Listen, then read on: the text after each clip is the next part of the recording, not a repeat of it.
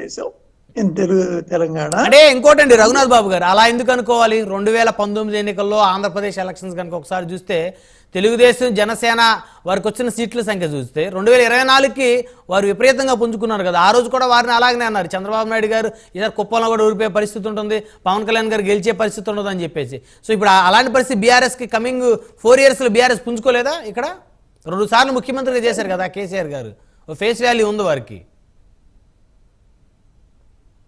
అక్కడ తెలంగాణ ఆంధ్రాలో అదేంటి ఇద్దరి మధ్య పోటీ, ద్విముఖ పోటీ. పేరుకి ఎవరున్నా బీజేపీ అయినా అయితే కాంగ్రెస్ అయినా కమ్యూనిస్టులు అయినా పేరుకి కానీ పోటీ వాళ్ళిద్దరి మధ్య కేంద్రీకృతం అయింది, వైసీపీ అండ్ టీడీపీ. కానీ తెలంగాణలో ఇక్కడ ముగ్గురు మధ్య పోటీ ఉంది. ఈ ముగ్గురు మధ్య ఎవరెవరు? Congress, BRS, BJP. మాకు ఈ ముగ్గురు మధ్య ఉన్న దానిలో బీజేపీకి వాళ్ళ బలపడే ఇంకా అంశం వచ్చి చేరుతున్నాయి. ఇంకా అదే 10 సంవత్సరాల నుంచి తెలంగాణ బీజేపీ బలపడుతుందని అనుకున్నారు అందరూ, కానీ బలపడలేదు. బలపడకుండా 8 సీట్లు రావుగా. అసలు మీరు అధికారంలోకి వస్తా ఉన్నారు కదా సార్ లాస్ట్ ఎలక్షన్. అదేనండి, ఇప్పుడు స్టెప్ బై స్టెప్ ఇప్పుడు 8 సీట్లు, 8 అసెంబ్లీ వచ్చినాయి, 8 పార్లమెంట్ వచ్చింది. అది బలపడటం కాదా? ఓకే, 4 నుంచి 8 అయితే బలపడటం కదా. సో ఇప్పుడు 8 వచ్చే ఎలక్షన్స్ కి ఎన్ని అవుతాయి సార్? 80 అవుతాయా? గ్యారంటీగా అవ్వాలనే ప్రయత్నం. రైట్ రైట్ రైట్ మళ్ళీ వస్తాను సార్ మీ దగ్గరికి. మంతటి కపిలవాయి దిలీప్ కుమార్ గారు ఉన్నారు, మాజీ ఎమ్మెల్సీ, తెలంగాణ కాంగ్రెస్ సీనియర్ నేత. దిలీప్ కుమార్ గారు గుడ్ మార్నింగ్ అండి. గుడ్ మార్నింగ్ అండి, పెద్దలందరికీ నమస్కారం.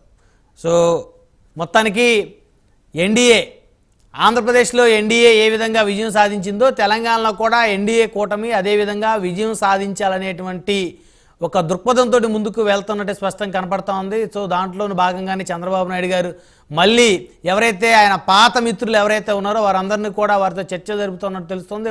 పార్టీలోకి జాయిన్ అయ్యేటువంటి అవకాశాలు ఉన్నట్టు తెలుస్తోంది. బీఆర్ఎస్లో ఉన్న కొంతమంది మాజీ టీడీపీ నేతలు ఎవరైతే ఉన్నారో వారు కూడా తెలుగుదేశంలో జాయిన్ అవుతారనేటువంటి వార్తలు వస్తూ ఉన్నాయి. సో మళ్ళీ ఇక్కడ బీజేపీ, టీడీపీ, జనసేన 3 పార్టీలు కలిసి ఎన్నికలకి వెళ్ళే ఆలోచనలో ఉన్నట్టు తెలుస్తోంది. ఏమంటారు?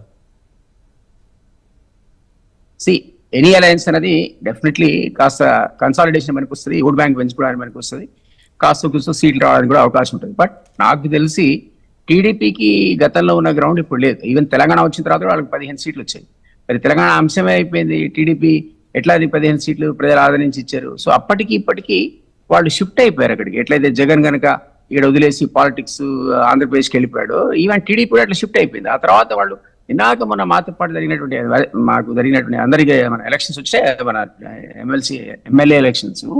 ఆ టైంలో మరి టీడీపీ కాంటెస్ట్ చేయాల్సి ఉంటే కన్సాలిడేషన్ మీద ఉంటే, కానీ అంటే నేను ఆ మాట అనకూడదు, కానీ ఇప్పుడు బహుశా వాళ్ళకు కూడా ఇక్కడ టీఆర్ఎస్ పోవాలనేటువంటి ఆకాంక్ష ఉంటుంది. ఆ ఓటు చీలకూడదు అనేటువంటి ఉద్దేశం వాళ్ళు కాంటెస్టే చేయలేదు. సో దాని ఫలితంగా కూడా అక్కడ ఉన్న పర్సెంటేజ్ 3-4 అవన్నీ మాకు ట్రాన్స్లేట్ అనే విషయం అందరికీ తెలుసు.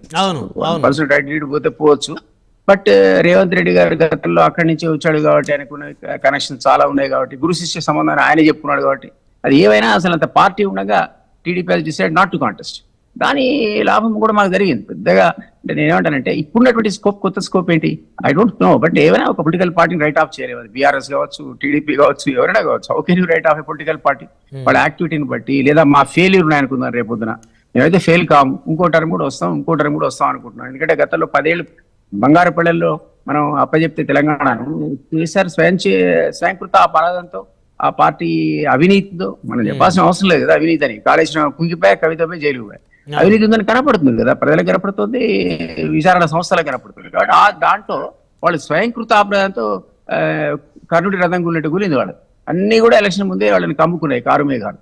సో నేనేమంటున్నట్టు అట్లా మేము కనుక ఈ 5 ఏళ్ళు 10 ఏళ్ళు మాపై ఇచ్చిన ప్రజలు విశ్వాసానికి అనుగుణంగా పనిచేయలేదు అనుకోండి, డెఫినెట్లీ పొలిటికల్ వ్యాక్యూమ్ క్రియేట్ ఉంది. ఆ వ్యాక్యూమ్ లో సిన్సియర్ గా ప్రజల కోసం పనిచేసే ఏ పార్టీ అయినా స్కోప్ ఉంటుంది, కాదనడానికి వీల్లేదు. బట్ ఇప్పటికిప్పుడైతే వచ్చి 8 నెలలు 9 నెలలు కాలేదు, మేము చేసిన తప్పులు లేవు, మేము చేసిన గొప్పలు లేవు. ఇంకా గొప్పలే ఎక్కువ ఉన్నాయి దానికంటే. కాకపోతే ఎవరైనా డిబేట్లో అంటుండొచ్చు, మీరు అధికారంలోకి వచ్చే ముందు ఇన్ని హామీలు చేశారు, అన్ని హామీలు చేశారు, అవన్నీ ఏమైనా మరి టీఆర్ఎస్ అంతకంటే బోర్డు హామీలు ఇచ్చి ఏది కూడా ఒక స్కీమ్ 6 నెలలు ఆయన ఎత్తేసి ఇంకో స్కీమ్, దళితుడు ముఖ్యమంత్రి, దళిత బంధు, డబుల్ బెడ్రూమ్, ఎక్కడ పోయినాయి ఇవన్నీ? నిరుద్యోగ భృతి మీరు 6 నెలలు అన్నారు కదా, August 15th అన్నారు కదా, మాకు అంటే మీరు వాళ్ళ రుణమాఫీ 10 ఏళ్ళు పట్టింది. సో అవన్నీ ఫెయిల్యూర్స్ వాళ్ళవి. సో మాకు మీరు 1 year 2 year టైం ఇస్తే మేము కుదురుతో పడ్డాం, ఎందుకంటే ఆర్థిక ఇబ్బందులకు నెట్టివేయబడ్డాం కాబట్టి. వేస్ అండ్ మీన్స్ పొజిషన్ మేము ముందుగా అంచనా వేయలేదు కాబట్టి, రాష్ట్ర బడ్జెట్కు సమానమైన అదనపు అప్పులు ఉన్నాయి కాబట్టి అందులోంచి కాస్త కుదుట పడుకోవడానికి మా టైం ఉంది తప్ప ఈ హామీలు ఖచ్చితంగా ఇంప్లిమెంట్ చేస్తాం, ప్రజల అభిమానాన్ని మళ్ళీ చూడకుంటాం. ఇప్పుడు లేదని కాదు, ఈవెన్ లోకల్ బాడీ ఎలక్షన్స్ కూడా ఒక లిట్మస్ టెస్టే మాకు. దాంట్లోనే అర్థమైంది నిజంగా నాకు తెలియదు ఏ పార్టీ ఎక్కడ పోటీ చేద్దాం అనుకుంటాం. బట్ టీఆర్ఎస్ మాత్రం గతంలో ఉన్న గ్రౌండ్ ని కోల్పోయింది. అది నేననడం ఎందుకు, ఎమ్మెల్యే ఎలక్షన్స్ వరకల్లా 39 సీట్ల టీఆర్ఎస్ కి, ఎంపీ ఎలక్షన్కి వచ్చి 0 ఎందుకు వస్తుంది? మరి ఏమయ్యారు అభిమానులంతా? ఎటు షిఫ్ట్ అయ్యారు? రకరకాల పార్టీలకు వాళ్ళు వెళ్ళిపోయినట్టే కదా. సో ఆ కారణం చేత మీరు ఇంతకుముందు అడిగినట్టు బీజేపీ కన్సాలిడేషన్ దిశగా 8 ఎమ్మెల్యేల నుంచి 8 ఎంపీలు ఎట్లా గెలుచుకుంది? ఆ కాస్త సమయంలో కూడా వాళ్ళు మళ్ళీ రికన్సైల్ అయ్యారు, సిచ్యువేషన్ కి అనుగుణంగా మార్పులు తెచ్చుకున్నారు. ఏవైనా పబ్లిక్ దృష్టిలో ఎమ్మెల్యే ఎలక్షన్స్ వేరు, ఎంపీ ఎలక్షన్స్ వేరు. రఘునాథ్ బాబు గారు చెప్పినట్లు కాంగ్రెస్ కి ప్రత్యామ్నాయం బీజేపీనే తెలంగాణలో, బీఆర్ఎస్ కాదు కదా. మీకు ఆ ప్రత్యామ్నాయం మీరే అడిగారు ప్రశ్న. మీరు ఒక దశలో అసలు అధికారంలోకి వస్తారనుకున్నారు కదా, మీరు ఎందుకు రాలేదని అడిగారు. వారిని అడిగారు కదా. నేనేమంటానంటే ఆ టైంలో బండి సంజయ్ అనేవాడు ఒక ఊపు తీసుకొచ్చిన మాట వాస్తవమే. అది ట్రయాంగులర్ హంగ్ అసెంబ్లీ ఏర్పడుతుందేమో, అన్ని పార్టీలకు 35-40 వస్తాయనుకున్నాం, అందరం అనుకున్నాం. నేను ఆ పార్టీలో ఉన్నా అప్పుడు, మేమందరం కూడా అనుకున్నాం అరే ఇంత ఊపు వచ్చింది ఇక్కడ, అది ఏ కారణం ఎట్లా తెచ్చాడు, ఆ ఊపు అయితే ఉండేది. కానీ సడన్ గా బండి సంజయ్ ఎప్పుడైతే తొలగించారో ఆ పార్టీ కొలాప్స్ అయింది. నేను చెప్పడం కాదు, ఓటర్ చెప్పాడు అన్నమాట. ఇప్పుడు ఓన్లీ 8 seats అధికారంలోకి వస్తాన పార్టీ సింగిల్ డిజిట్ పరిమితం అయింది. కానీ మళ్ళా కిషన్ రెడ్డి గారిని తీసుకొచ్చి కింద మీద పడి నానా ప్రయత్నాలు చేస్తే అది 8 ఎమ్మెల్యేల నుంచి 8 ఎంపీలు దాకేది. రేపు పొద్దున వాళ్ళు ఇంకా డబ్బులు మీరు అన్నారు కదా, ఎన్ని గెలుస్తారు, 80 గెలుస్తారు, వాళ్ళు 80 గెలుస్తారు, 8-16 ఇవన్నీ కూడా మా మీద, మా పెర్ఫార్మెన్స్ మీద ఆధారపడి ఉంటుంది.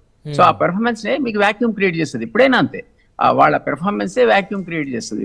వాళ్ళు కనుక ప్రజల అంచనాలకు అనుగుణంగా మేం పని చేయకపోయినా, లేదా బీజేపీ పని చేసినా, లేదా ఇంకే పార్టీ బీఆర్ఎస్ కనుక గతంలో కంటే కొత్త స్ట్రాటజీస్ తో ముందుకు వచ్చినా డెఫినెట్లీ ప్రజల ఆలోచనలో మార్పు వస్తుంది. కాబట్టి అవన్నీ ప్రూవ్ చేసుకోవాల్సిన బాధ్యత ముఖ్యంగా అధికార పక్షంలో నాడు ఉంటుంది, విపక్షంలో నాడు కూడా కొట్లాడాల్సిన అవసరం ఉంటుంది. నిజంగా ప్రూవ్ చేసుకోవాలి, గతంలో మా తప్పులని మేము ఒప్పుకుంటున్నాం.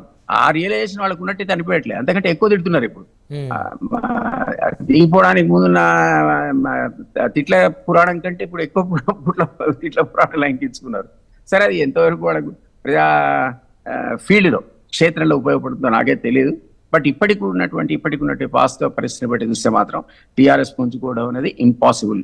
అదేవిధంగా బీజేపీ గతంలో ఉన్నటువంటి మళ్ళీ రియల్లీ అంత వస్తుందని అనుకోని, ఇట్లా కిషన్ రెడ్డి గారు మారి కొత్త అధ్యక్షుడు వస్తాడో తెలియదు నాకు. మరి అప్పుడు మా పెర్ఫార్మెన్స్ మీదనే ఈ పార్టీల యొక్క పెర్ఫార్మెన్స్ ఉంటుందని నేను అనుకుంటా ప్రస్తుతానికి. రైట్, మళ్ళీ వస్తాం సార్ మీ దగ్గరికి. మనతో అప్పసాని రాజేష్